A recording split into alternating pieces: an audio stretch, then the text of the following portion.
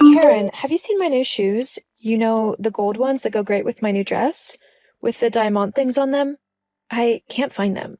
They were in my room, in their box, so I don't know where they could have got to. You mean the ones you got the other day when we went shopping and they were like half price? Yeah, those ones. Oh, I took them. Huh? What do you mean you took them? Exactly what I said. I took the shoes for myself. Why? Well, because I wanted them. You knew that I bought those shoes for tonight. I told you how this was a really important night for me. I'm attending a super important dinner at my college with some very esteemed members of very exclusive companies, and I need to look my best. This could literally be my future on the line, and I want to make a good impression. You need to give me back my shoes right now. I mean, why did you even take them? You're not going anywhere to wear them. You didn't even ask me if you could borrow them either. You knew that I liked these shoes. That's why I took them. What? Yeah, when we were shopping, I saw these shoes and I thought that they looked nice. But then you went and bought them and they were the last pair, so I decided that I was going to take them because you took them from me first. You never liked those shoes. When you saw them, you said they looked incredibly gaudy and that you'd not be caught dead wearing them. You only want them now because I like them and bought them for myself. It's so typical of you. You always get jealous over whatever I have and you take it for yourself. Well, I'm not going to let you get away with it this time. I need those shoes to go with my outfit, so you're going to give them back or I'm going to come and get them. I'm not giving them back. You stole them from me first. I might have said that I didn't like them at first, but that was before I got to have a proper look at them. You went and bought them before I could fully make up my mind. So, if anything, you're the selfish one for just taking the shoes that I wanted in the first place. I'm not arguing with you anymore about this, Karen. You have 3 seconds to give me my shoes or I'm coming into your room and grabbing them myself. 1, You're not going to scare me. I'm not giving them back. 2, You're acting like such a spoiled brat. It's pathetic. 3. Don't you dare come in here. I swear I'll tell Mom. I don't care. I'm coming to get my shoes. Alicia, how dare you steal your sister's things? I did not raise you to be like that. Mom, I didn't steal anything. Karen was the one who stole my shoes, which she knew I had bought for my important evening tonight, and she wouldn't give them back. I needed them to go with my outfit. You do remember just how important this night actually is for me, don't you? Hang on. Is tonight the night of that dinner with all of those investors and company owners? Yes. Oh, well, that doesn't mean that you can't share your things, though. You could have worn a different pair of shoes if push came to shove. You didn't need to barge into your sister's room just for a single pair of shoes.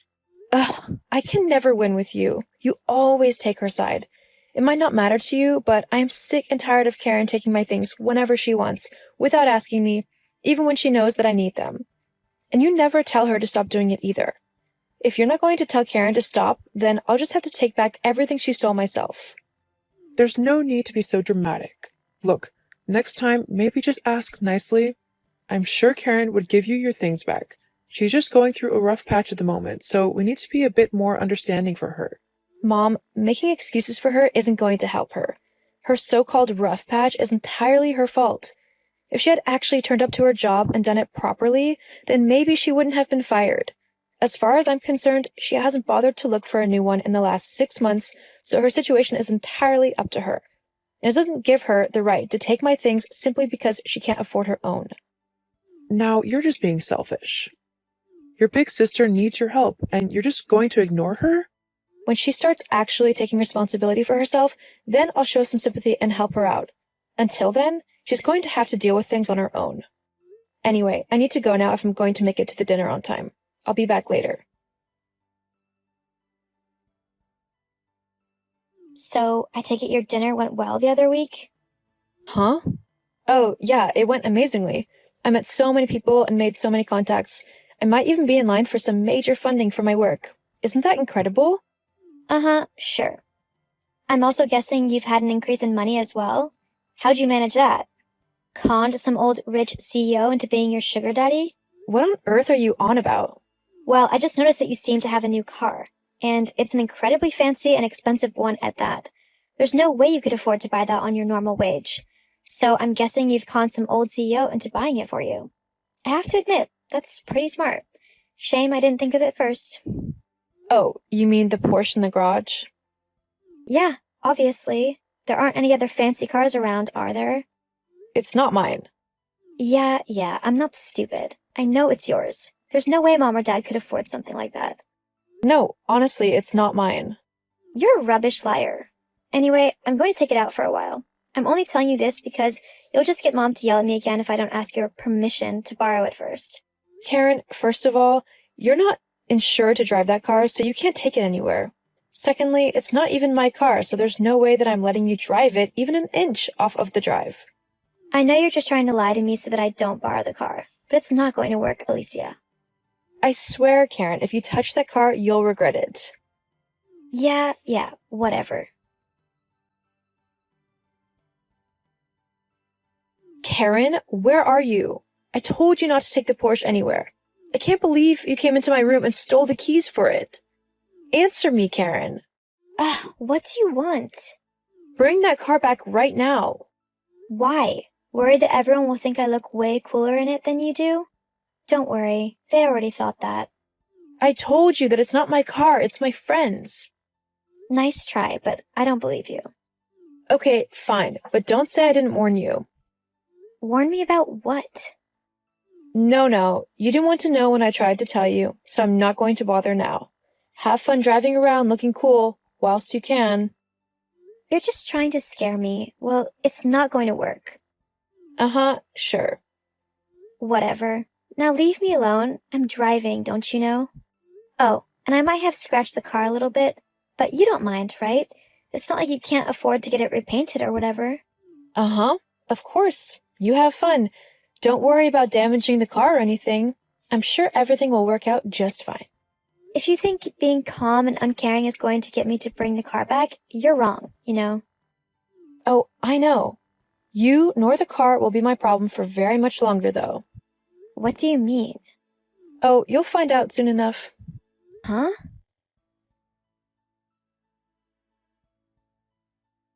Alicia? I can't believe you didn't tell me who owned the car. Do you know how much trouble I'm in? This is all your fault. Oh, hi, Karen. I take it you found out who actually owns the car that you were driving around the other day? I did try to warn you, but you simply didn't want to listen. I guess now you've got to face the consequences. But you didn't tell me that the owner of the car was Melanie Hampstead, the owner of one of the most successful and influential beauty companies in the world. How do you even know her? Why do you have her car? Melanie was my friend from college. She graduated a few years ago before I did. But all throughout college, she was developing her company until it grew to the point that it is now. She actually gave me a job after that dinner. Anyway, she told me that she had to go out of town for a couple of weeks and asked me to collect her car, which was being worked on at the garage, and keep it safe until she got back. You could have told me all this before I took it out. Now I'm in a huge amount of trouble. I tried, but you just said that I was lying, just so that I didn't have to share my car with you. Yeah, well, now she's suing me for stealing her car, and she's even threatened to get the police involved because I've banged it up a little bit. Well, that's your fault. I thought the car was yours. I was trying to teach you a lesson. By purposefully wrecking the car that you thought was mine? How selfish and petty can you get? Look, you're going to have to talk to Melanie and just explain the whole situation to her, okay? I can't afford to pay what she wants, so just tell her that you said that I could drive it. That way, it'll be on you, and I won't have to be taken to court. You know, I just can't afford this right now. LOL, that's not happening. How do you think she found out about you driving it to begin with? You mean you told her? Yep. I knew that you'd probably damage the car just to be spiteful to me, so I told Melanie all about what was happening. Thankfully, she remembered you from when you'd come and visit me at college, so she knew exactly what kind of person you are. She told me that she sorted it all out and not to worry about the car. Now I know what she had in mind, and I have to say it's quite nice to see you finally facing the consequences of your actions for a change. I can't believe you would purposefully throw me under the bus like this. You are such a horrible sister. You're the one who should be going to court, not me. Why? I haven't done anything. Yes, you have. I should be the one with a good job and able to do what I want. Instead, you lord it over me that you think you're better than me. Well, you're not. Karen, I've never thought that I'm better than you. I've just worked hard to get to where I want to be. You've not worked hard for anything in your life. Instead, you just blame everyone else for all of your problems. Well, this time, there's no one else to blame but yourself. And you're going to have to face the consequences of your actions whether you like it or not. Maybe next time you'll actually listen to me when I try to tell you not to take something that doesn't belong to you. Please, Alicia, just take the fall for this for me. No, Karen. It's time you actually acted like an adult instead of a spoiled child. Ugh, I hate you.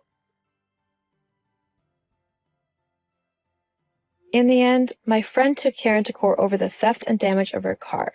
Karen tried to blame everyone but herself for what had happened, but the judge simply ignored her.